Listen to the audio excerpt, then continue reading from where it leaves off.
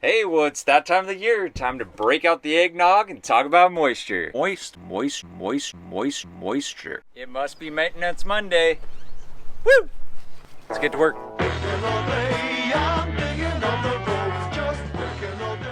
We're starting to get into those cold, wet, winter, rainy, snowy months. And it's time to talk about moisture prevention. The best way to prevent moisture is to understand where it comes from. Moisture is caused when the environment inside is much warmer than the environment outside. That's why we accumulate more moisture during this cold winter month. The moisture is going to collect on our weak insulation points, like our metal window frames, the glass panes on the window. The warm air inside is capable of holding more moisture as it gravitates towards the windows, and the windows are colder because the air outside's colder. That causes the air around the windows to condense and squeezes the moisture out of them. Let's go over a few things that help reduce moisture in our RVs. Number one would be choosing your heat source wisely. If you're using a little propane heater buddy, those indoor heaters, those actually are going to have a byproduct that causes more moisture to be let out into the air as you use those. So those are probably not a great choice unless it's your only choice. An electric heater, your electric fireplace, those aren't going to put any extra moisture into the air. They're also not really going to take any moisture out of the air. So those are probably safe to use. And your built-in propane furnace. Now, most of those have an external exhaust, meaning the moisture byproduct is going to be produced outside, not inside. So that's going to be a net zero for your moisture. Don't be afraid to use your built-in propane furnace. Those are also great in the cold winter months. A lot of times they will be ducted into your plumbing and your heating under the ground and keep your pipes from freezing. Another great way to remove moisture from the air is to have a dehumidifier. Now those are going to actively pull the moisture in the water out of the air. Basically fills up this bin with water, then you empty it out in your sink or you throw it out the door, or could repurpose it. You could use it for watering your flowers. Don't drink this water. Drink the moisture.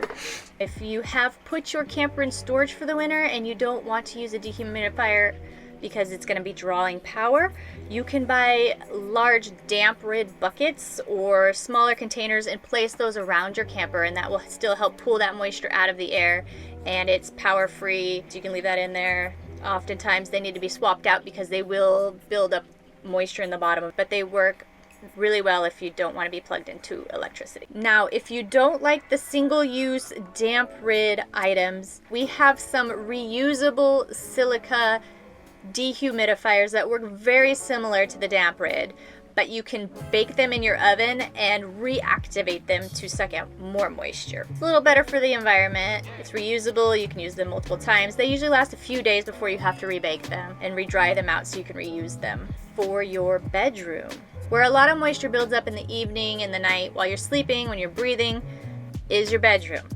A lot of beds get mold and mildew underneath them. We had that problem last year. We actually have a video on our Froley sleep system if you want to check that out. But it's a great way to lift your mattress off the ground and create some airflow so you're not getting moisture buildup underneath there, and you're not going to get that mold and mildew buildup while you're sleeping. It's not fun to go to change your sheets and find out all of a sudden you've been sleeping on some nasty stuff. It's very comfy, and it's a great way, again, to have air circulation underneath your mattress. So a real easy way to remove some moisture in the mornings or throughout the day when you notice there's condensation buildup or ice buildup on your windows, typically in the early morning after you've been sleeping and you've exhaled a lot throughout the night, there'll be moisture on your windows. Just grab a towel and wipe them down. That's honestly the simplest way to deal with moisture. If you're living in your camper all the time, it makes it really easy to do because you're probably hanging out inside your camper while this is going on. This is also a great method to use after you've had showers and it's steamy and hot within your RV. Wipe down the walls, the bathroom, the windows, anywhere you see that moisture buildup and collecting. So another great idea while you're showering is to open the vent above the shower, the fan, turn it on. If it's not raining outside and it's not too cold, have that open while you're showering or after you're showering to help draw all that moisture out of the RV and outside. Another point where moisture comes in is cooking indoors. Now, we cook indoors for every meal because we don't have an outdoor stove or barbecue. A good way to reduce moisture while you're cooking inside is to, again, open your vent, turn on a fan, crack a window, let some of that moisture that's coming out of the hot cooked food outside. Now, if you have the option, cooking outside will definitely reduce that moisture even more so. You won't have that moisture inside at all.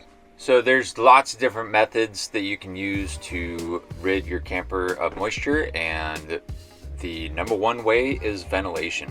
I encourage you to get lots of airflow in your camper all the time. You got to get that moist air out and the dry air in. So that's as simple as opening up your vent, your roof vent. Or alternatively, if it's really cold out, you can turn the fan on for short periods of time with one of the windows open. We actually run the fan for 30 seconds or a minute at a time throughout the day, and that seems to keep a lot of moisture out of here. So back to my amazing wife. Another really great way to reduce moisture on days when it's not that cold or that wet outside is to just open up your RV. Open all the windows, all the vents, all the fans, turn them on, leave your door open. Let nature take its process and draw that moisture out for you. One last method we have for you that we have not used but we will be looking into is something called a window insulation shrink kit. Now that is a film you can put on your windows if you have single pane windows. It will help build a barrier between the outside and the inside and reduce some of that condensation, because the windows are the main point where that condensation and that moisture is going to collect. So it is important to try and reduce the moisture in those locations. Just a reminder, since it is the wet season, it's important to regularly check the foam seal on your air conditioner. Make sure that you're just keeping those 4 screws snug. Not too tight, just snug.